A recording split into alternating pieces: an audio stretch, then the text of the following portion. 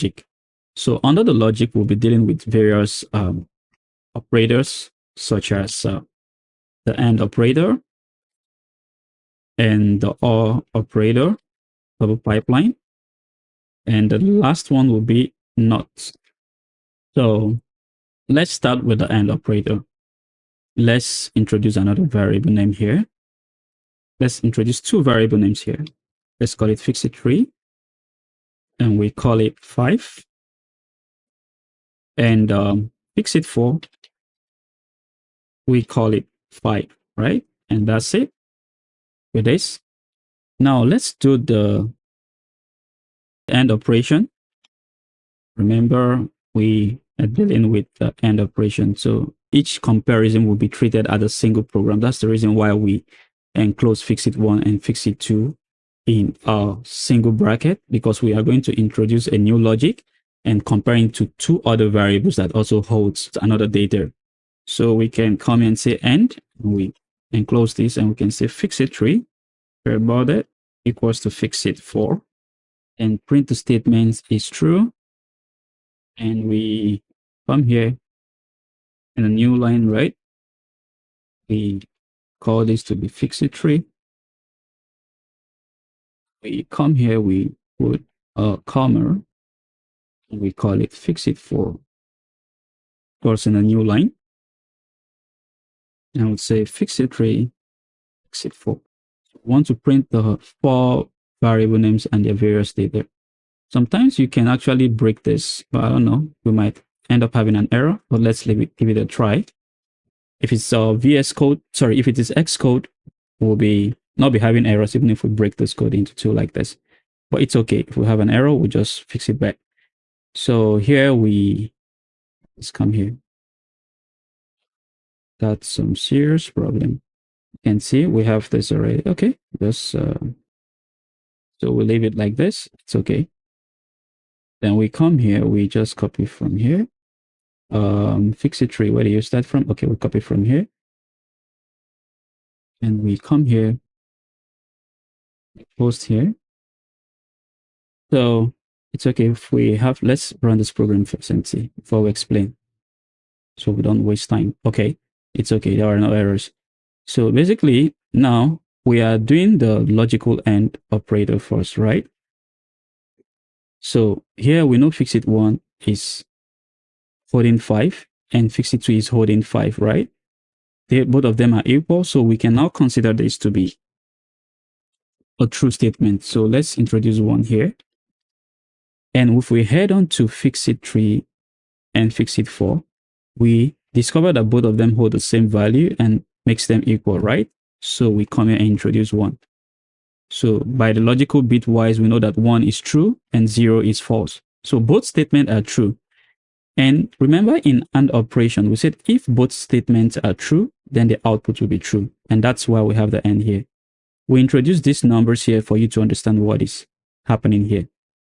So both are equal, so it's true. And both are equal is true. So if this is true and this is true, which is the AND operation, then print the statement is true. Else, print the statement is false. So change this to false. Now, if we run this program right now, this is what we are going to be having. This statement is true, and we'll be having the values of fixit1, fixit2, fixit3, and fixit4. So let's build and run. And we run. The statement is true. The value of fixit1 is 5. The value of fixit2 is 5, 3, 5, and 4 is 5. So by logical AND, for it to be true, both statements has to be true. If not, if one of the statements is false, then both statements will be false. So let's come here right now. Let's make a difference. Let's put here to be 7. So by this logical representation, fixit1 is 7 and fixit2 is 5. So they are not equal. So we can consider this to be false when we consider the equality sign, right? And fixit3 is still 5 and fixit4 is still 5. So it's true.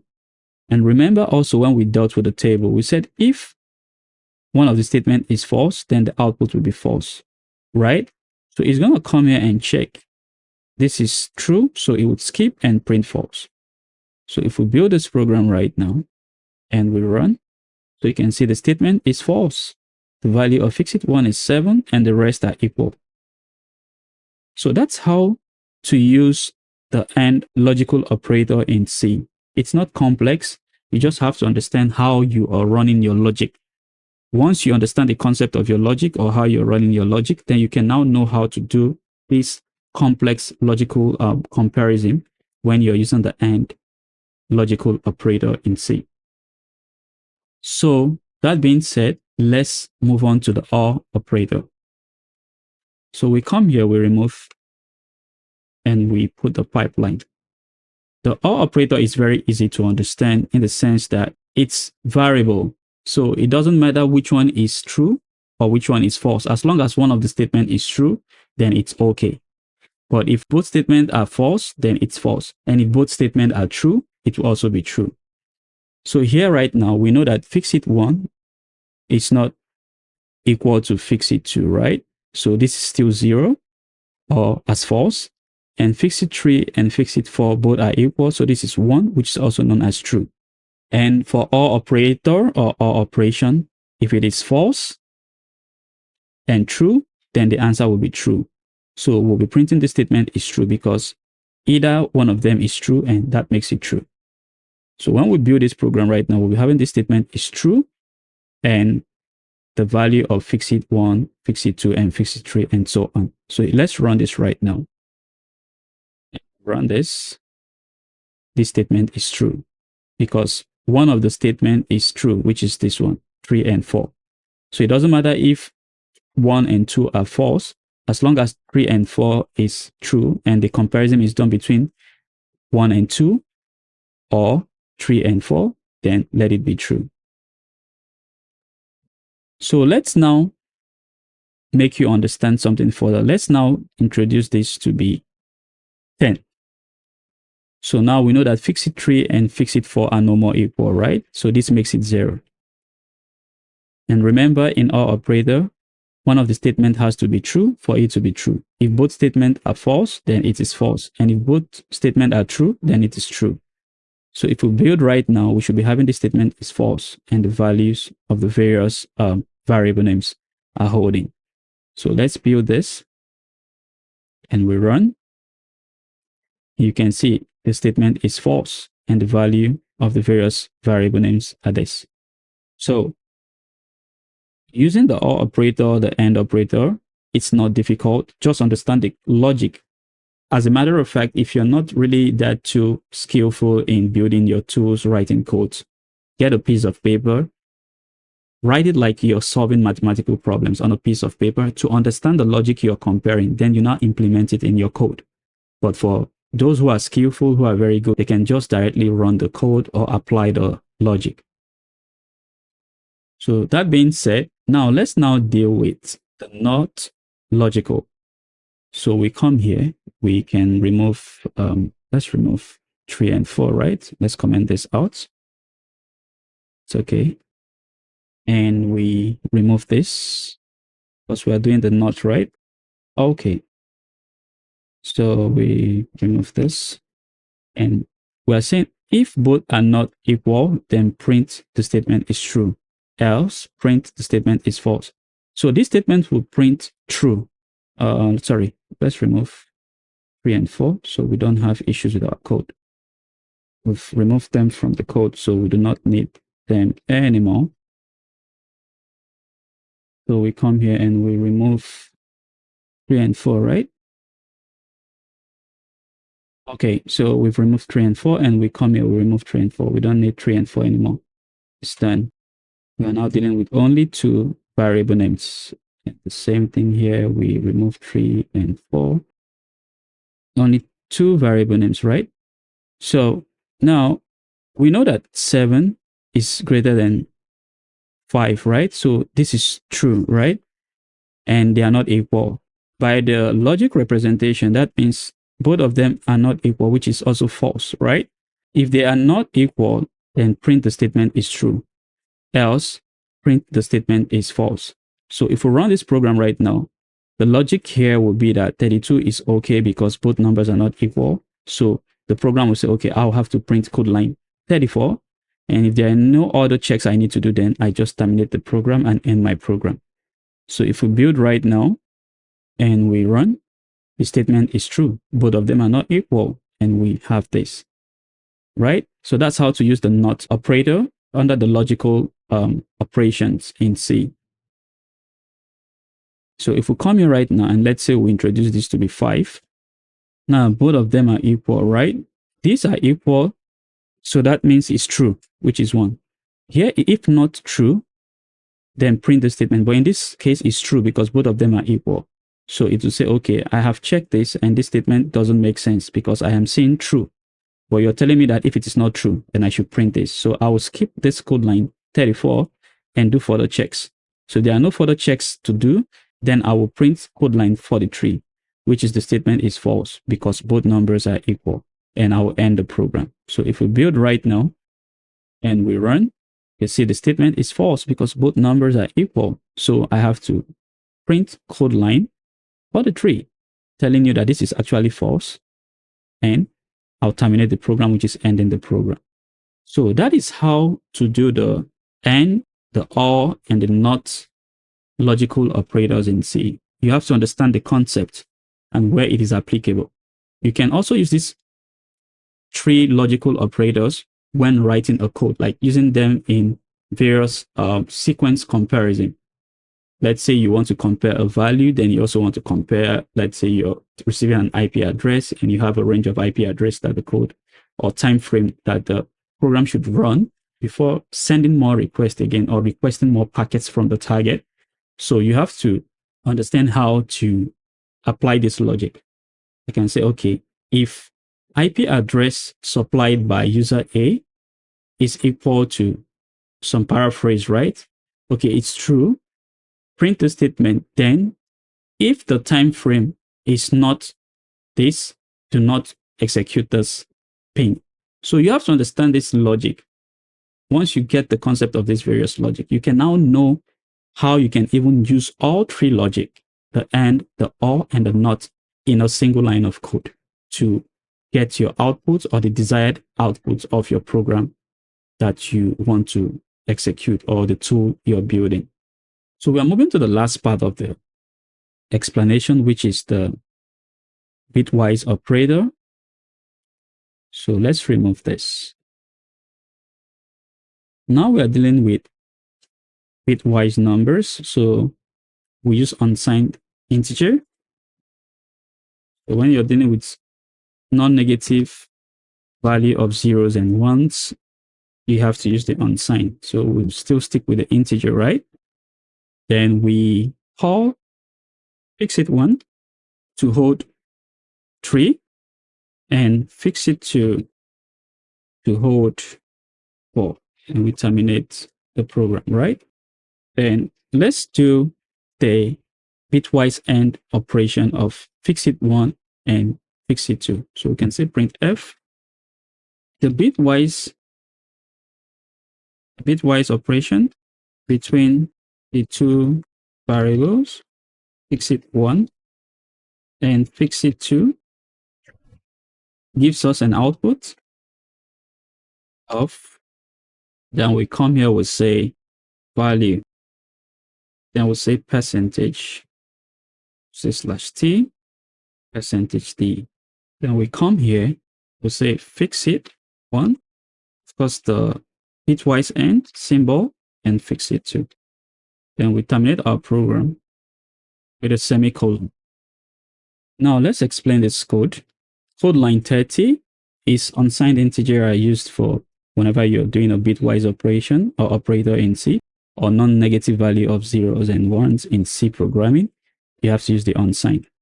Then under line 33, we just printed a bunch of statements. Then towards the end of the program, we disclose the variable names we want to do the AND bitwise operations on. In this case, it's fixit1 and fixit2. Now let's go down to this binary code we have listed here. So for fixit1 is 3 and fixit2 is 4. So let's come in and copy for 3 and 4. I'll be explaining something to you so you understand the maths. What's going on. Now, remember, when you do binary operations of decimal numbers, you should be having the binary values of zeros and ones, right? So for 3, we know that 1, 2, 3, 4. So for 3, we know that it's this. It's this. And remember, to represent this in 8 bits, we now have to add additional zeros to complete the whole thing to 8 bits, right? So usually this is what we'll get when we do the division of the decimal number 3 in binary operations. And also for 4, this is what we'll be getting. But to represent it in 8 bits, we'll now have to add a 0. So let's ignore this on the left. We want to just deal with this to explain this and bitwise operation in C. So if we build our program right now, there are no errors, right? We should be having the integer value, and we'll now cross-check by doing a computation here. So when we run, and you can see the bitwise operation between the two variables fixit and fixit2 gives us an output value of 0. Now you might be asking, why did we have 0? This is fixit1, sorry about that. Remember also when we demonstrated the table, we said something about if for the AND operation, both statement has to be true for it to be true, right? So if both statements are false, or one of the statement is false, then the output will be false. So if we come here right now, for 3, this is false, and this is false for 4, right? So the output gives us false. Now move on to the second column. This is false and this is true. So in AND operator, in terms of the bitwise, or when you understand the NOR gate, the OR gate, the AND gate, so this is false as well, because AND means both variable names or both values we are comparing has to be true. But in this case, one of the variable names, one of the value is true and one is false. So that means it's false. And if we come to the third one, you can see the same thing too. 3 holds a true value in the third column, but 4 holds a false value. So that's false. And if you also come to the last column, 3 holds a true, but 4 is false. Now we have this, right? So let's add additional zeros to make it 8 bits.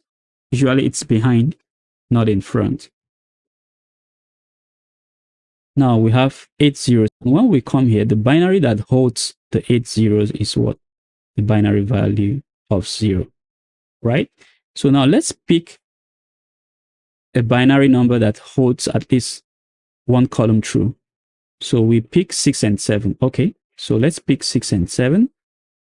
And we come here, we pick for 6. And we put the value here. And we pick for 7. And we put the value here. Good. Now remember, we do the separation. Sorry about that. It's supposed to be 4. So we do the separation here. And this is 1, 2, 3, 4. And we do the separation here. We just put hash here and share just to do the separation. And we come here, we turn it to 6 and we turn it to 7. Now, if we do this right now on the first column, so consider this to be like you're saying this to be X. So you don't get confused and say this is Y. Just view it like that. So on the first column of X, and this is represented in row. So this should be now be considered row and row, right? So let's say this is also X. So you get what is happening here. And we call this to be Y. It doesn't matter where you put your row and column. It's just for you to understand what is going on. So now we say X on the first column is 0 and Y is 0. So that means for the AND operator, we'll have false. But when we go to the second column, X is true and Y is true. And remember in AND, we say if both statements are true, it is true. And if one of the statements is false, it is false. And if both statements are false, it's false. So now both statements are true. So we consider this to be 1, which is true, right? And if we head on to the third column, X holds a true value and Y holds a true value, right? So we have 1. And on the last column, X holds a false value and Y holds a true value. So that's false. And that gives us this. So if we add more zeros to turn it into 8 bits, we'll be having this. So which of the binary value holds this 110? And now we can see it's 6. So when we run this program right now, we should be having 6 as the output of the AND operation between the value held by the variable named fixit1 and the value held by the variable named fixit2. So let's build our program right now and run. And you can see the value is 6. So it's not difficult. This is how it's done when using the bitwise AND operator in C programming. So this is very essential as well for you to learn, especially when you're doing hashing in C. You'll be dealing with these various bitwise values and you are trying to scramble values, right? If it's 0, then scramble it to 1. If it is 1, scramble it to 0. So this is a way of encoding files, strings, characters, so that the program would not be able to be detected if you're building a malware, or the program would not be able to be read by an unauthorized user who doesn't know the encoding that the software was built on. So this is how you use the bitwise and in C. Now let's move on to the bitwise OR. So here we just change to pipeline, right? No need. Now for the bitwise OR, remember the table we said one of the statements has to be true for it to be true. Both statements also can be true for the statement to be true. So it doesn't matter which of it is true, as long as there is one that is true and not both of them are false, then the output will be true. So if we come here right now, this is false, so this is false. This is true, and this is true. This is true, and this is true. But this is false, and this is true. So we are doing OR. So as long as one of the statements is true, then it's true. So now we have 1. And remember, we also add the other zeros to make it 8 bits, right? So we add 1, 2, 3, 4. And if we come here right now, which of the program hold this? This 0, 111. And you can see it's 7. So when we run this program right now, the OR bitwise operation between fixit1 and fixit2 will be giving us 7. So if we build this right now and we run, and you can see we have 7. That's it for the AND and the OR bitwise operation in C. The next right now we want to deal with is we want to deal with the complement. So for the complement, we come here, let's just use a single variable name. Let's call it fixit1, right? 6. So we come here. Okay, let's comment this out. We'll be needing this later. So we can come and say printf, the complement of the bitwise value is, because our specifier should be %d. And we add a semicolon, right? Value, not value. So now the complement of the bitwise value is this. And of course, we are dealing with fixit1. You add the complement sign first, then we'll say fixit1. Now, let's go back here and let's deal with only fixit1, which is putting a value of 6, right? And we come here, we copy this, and of course, we separate this. Now, remember for complement, right? We are saying if it is true, then it will be false, and if it is false, it will be true. So here it's true. Sorry, here it's false, so it's true. And here it is true, so it's false. And here it is true, so it is false. And here it is false, so it is true. And of course, if we add the zeros, 1, 2, 3, 4, to make it 8 bitwise, this is what we'll be having. And if we go down here, the binary number that holds that output is 9. So the complement of 6 will be giving us 9 using the complement bitwise operation in C. So if we build this right now, we should be having this. Now you might be asking, why is it -7, right? Because this is not done using the binary operation, right? Now for complement, we are saying the negation of the value. So the mathematical representation of complement is this n plus 1. Sorry, n plus 1. So remember, we are saying the negation, right? So if we have 6, the negation of 6 should be minus 6, right? But by mathematical computation, the complement of a decimal number in C programming will be n plus 1 negation. So n plus 1, here we have 6, right? 6 plus 1. And instead of this, we'll be having minus 7.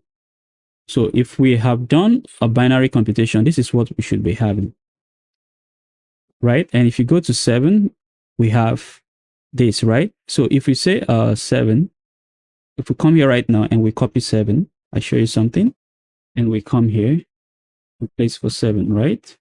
And of course, we separate this 4, right? So you understand what is happening. Now, this is positive 7, right? So the negation here, this is false. So complement will be equals to what? True. So 1. And this is true. So it's going to be false. And this is true. It's going to be false. And this is true. It's going to be false. So when we now do this, we'll now say plus 1. Sorry. Plus 1, which will now give us this 0, 0, 1. And remember previously, when we did our computation, this is what we got here. You can see. So it doesn't matter the concept because we are dealing with decimal numbers and it's trying to get the bitwise complement of the value. It's going to be n plus 1, then the negation of the value. Remember, we're still dealing with this, right? And when we now add 1, we will now turn it to which negation. And if we check, negation 7. If we check the negation of 7, we should be having this. And which, if we check in the real decimal value, we should be pointing to 9, which is this one. So the concept of complement is a bit tricky and complicated because you have to understand how to do this mathematical computation. So there are a series of steps you have to go to arrive to this, to hit the binary value of 9. First, we have to do the computation and of course complement. And we explained this here. We came here to pick the binary that is held by 7, which is not negative, right? And we know that this is this. So we first of all did the XOR. And for the XOR, we said if it's true, it's false. And if it's false, it's true. And for 7, right? Sorry about that. So for 7, we picked for 7, right? Which of course is 4 here, right? And after we did the XOR of 7, we now have to add it to 1, remember? But we have stepped forward by 1 bit, right? Which is 7. Then, after we added 1, we now do the negation. So when we now step by 1 bit, instead of 7, we'll now be having minus 7 here because we added 1. So the output will become this, which is 1001 to be minus 7. And if we check the actual binary value that holds this, and we can now see that it's hitting the binary value of 9, which is a positive number. So that's how you do the complement in C in terms of the bitwise operation. Like we previously said, it's a bit complicated and tricky. You have to understand maths. If you do not understand maths, you will not understand the explanation we just gave right now. You first of all, you run the program, right? And we had negative 7. But here, positive 7 is this, right? So we want to negate positive 7 to negative 7. So the first thing we have to do is to do what? Of course, we say we separate it to the 4 bits. These other zeros were added to make it 8 bits. And we said the first one is false, so that means for complement is true. And this is true, the complement is false, false, and false. Then we now add 1, because we have done the complement of 7, right? And when we now add 1, we'll now be having this output, which is this one. But in the real sense, this is the negative of positive, right? And if we now reference the negative of the positive of 7 to get the positive of the binary number, and we can now say it's hitting 9. But in the program, as you can see, when we build it, we'll be having negative 7. So it's not complex, but a bit tricky. You have to understand how it works. But if you don't have the ideology to like do the whole mathematical computation, don't stress yourself about that. Just pick the number and add +1, then you give the negation. However, if you now want to revert it to a decimal positive number, you have to now do a few tricks and referencing it to the table that is contained in that decimal numbers binary value, then you'll now be having this, which is hitting 9. So understand this concept, understand this logic. If you don't understand it, just leave your comment. We'll explain further via text or description in the comments. So next we want to do for XOR. So for XOR, we need 2 variable names. Remember, we have to compare 2 values in C, operand. Operand here, we are looking for the binary values. So that's what it means. So we'll remove this. We remove this. And we uncomment this. Remove the semicolon and put a comma. And we remove this. We'll not be using this anymore. I might be asking, what is the XOR we are doing? The XOR we are doing here is this one. So this is XOR we are doing. It's known as XOR. So we want to do the XOR of fixit1 and fixit2. So we can just come here and change it to shift6, which is the XOR, right? Now let's still go back here again. Remember, for XOR, say both of them has to be opposite for it to be true. So if they are not opposite, then it will not be true. So these are the same. So it's going to be 0. And these are the same. It's going to be 0. And these are the same. It's going to be 0. And these are opposite. So it's going to be 1. So when we do the XOR of fixit1 and fixit2, we should be hitting what binary value has this. So we add 4 zeros to make it 8 bits, right? So we check on our table and we can see that code line 13 has that. So when we run this program right now, our output should be 1. Because the XOR, remember, both of them has to be opposite. So one has to be false and one has to be true. If both are true, the XOR is going to be false. And if both are false, the XOR is also going to be false. So our output right now, when we execute this program once again, is going to be 1. And the binary value is what? This. This is the mathematical computation. So let's revert this to a true value. We'll now be having 1. So let's build this. And let's run this. And you can see 1. Ignore this. We're supposed to change this to the XOR. So the value here is 1. So that's it with XOR. XOR is straightforward. It's not difficult. And XOR is somewhat like you're referencing to something that are similar or identical. So if they're identical, you don't need it. But if they're not identical, then you need it. So when you need something, it means it's positive, right? Which implies that it's true. So that's how XOR logic is. XOR is not complex. It's not like the previous complement, especially when you're dealing with decimal numbers and you want to revert these decimal numbers to logical complements using the bitwise operator. So you have to understand this. You have to understand this concept and look at it deeply.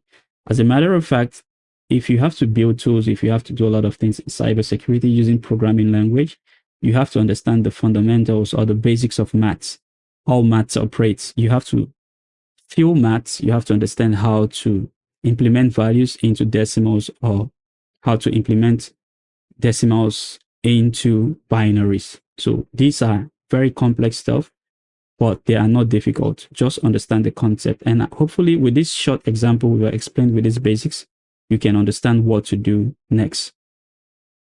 So the next thing we want to deal with right now, which is the last part of this program, is the shift right and shift left. And remember, let's clear all this so you can understand what's going on. And remember, we said for shift right and shift left. For shift right, which is this, it takes the operand of the first value and shift it to the right. and the operand of the second value decides where it shifts to, right? And we also said the mathematical computation. Let's say we have A, B, for the shift right, we'll now be having A divided by 2 to the power of B. That's for the shift right. And for the shift left, we said it takes the operand of the first value and shift it to the left, and the operand of the second value decide where to shift. So in this case, it's like we're expanding. When you shift something to the left, it's like you're expanding. But when you shift it to the right, it's like you're compressing. Let's just explain this further. This is a straight line, right? Now, sorry about that. So when you try to add more things to the left, means you want to expand it, right? You come here, right? And you can see we're expanding. It's expanding, right? So we are shifting to the left by adding something to the left. But let's say we are shifting right. That means we want to reduce something. Like when we are shifting to the right, means we are pushing something towards the positive angle. So we are moving from a negative side to a positive side, which implies that we are trying to compress it. So this case will be going like this. So it's compressing. So that's why for shift right, we have to use the division, and for shift left, we have to use the multiplication, which is expanding, adding to the left. And if we want to move right, it means we are deleting from the left. That means we are shifting to the right. So it's not difficult. Let's just demonstrate this. So let's say we copy for 3 and 4, okay? And we come here, and we turn here to 3, and we turn here to 4, right? So if we do, because shift right means it has to point to the right, right? And we run this program right now. What the computation of this program is very simple to understand.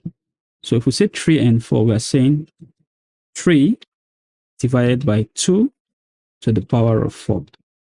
And of course, we should be having 0. So if we build this right now and we run, and you can see we have 0, right? And that's very simple to understand. So whenever you're shifting right, it means you're shifting the value, you're shifting the operand of the first value to the right, and the operand of the second value decide where to shift to. So if we close this right now, let's do something different for you to also understand what's happening. So let's turn here to 16, right? And we turn here to 2. So what we are trying to say is that shifting right, we'll now have 16 divided by 2 power 2, which is equals to 4. And 16 divided by 4 is 4. So our output right now will be 4. If we build this program right now and we run, and you can see, and we'll be having 4. So shift right is not difficult. And after we've done that, we can now check the binary value. And the binary value of 4 is 100. So that's it with shifting right.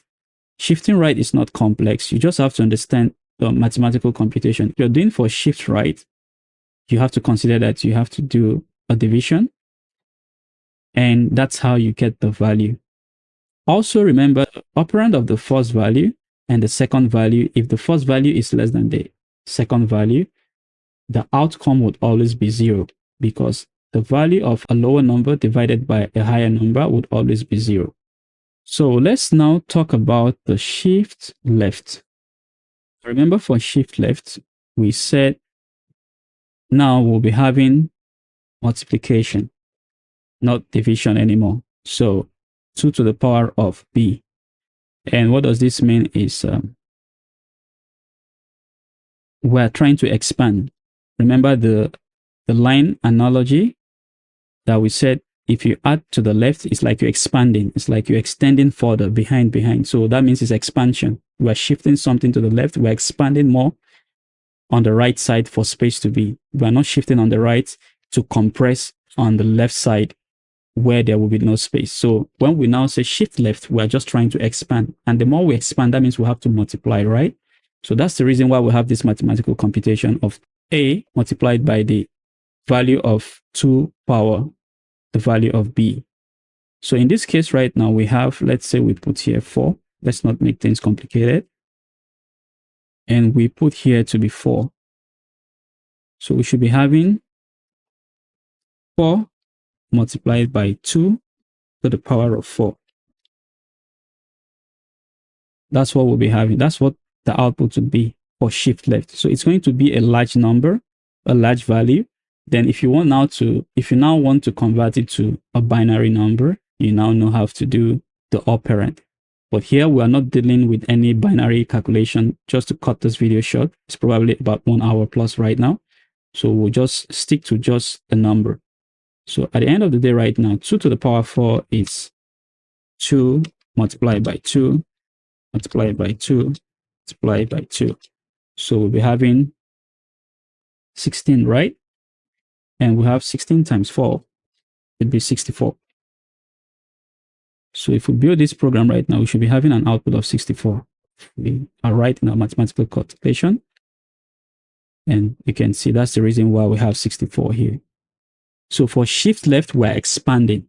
For shift right, we are compressing. Just use this analogy to understand this. Shift right, we are compressing. Shift left, we are expanding. Shift right is the division. Shift left is the multiplication. This is a very simple analogy for you to remember the shift left and shift right in C.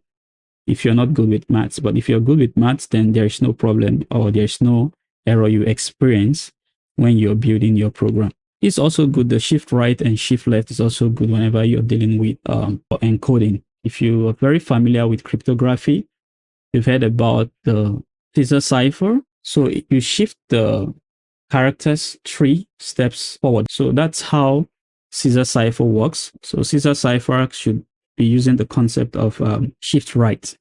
So you shift to the right and replace the character 3 steps. So it depends on the value you're given in Caesar cipher. You can be given to shift to 6 spacing forward or 7, depending. So when you shift right using the Caesar cipher, what it implies is that, let's say you're given to shift your characters 3 steps.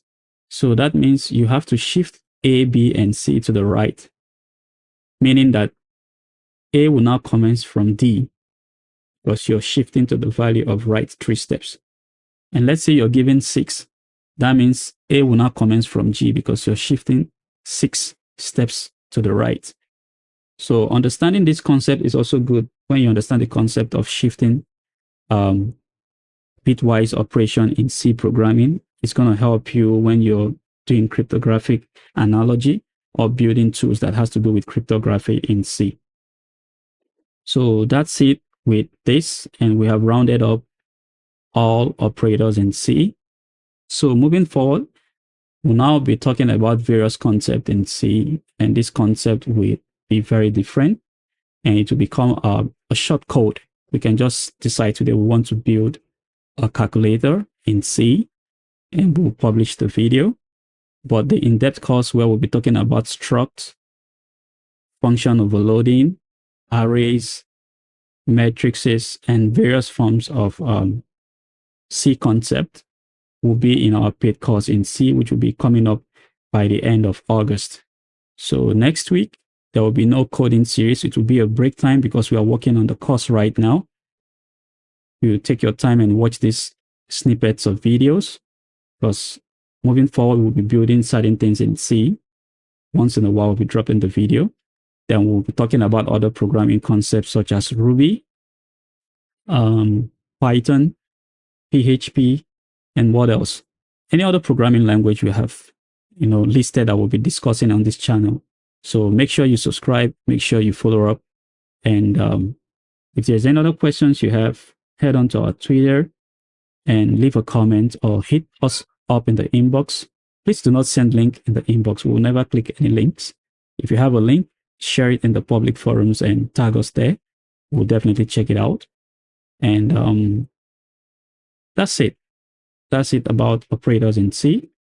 So moving forward, we might not have time to explain like arrays and all that, but we'll definitely write codes and, describe this analogy of how these codes are working or the concept we used in these codes. So be on alert. Once the course drops, we'll let you know, and we'll inform you as well the cost of the course and the link of the platform where we'll be hosting this course on our website as well. So we have finally come to an end of this week's episode, and we hope you've learned something new. If you think this video is interesting, please do not forget to give us a like, subscribe by hitting the subscribe button, hit the notification bell so you'll be the first to get notified when we publish another episode with Coding with Fixing BitWise Security. Thanks for watching, and see you next time. No, next week. Bye.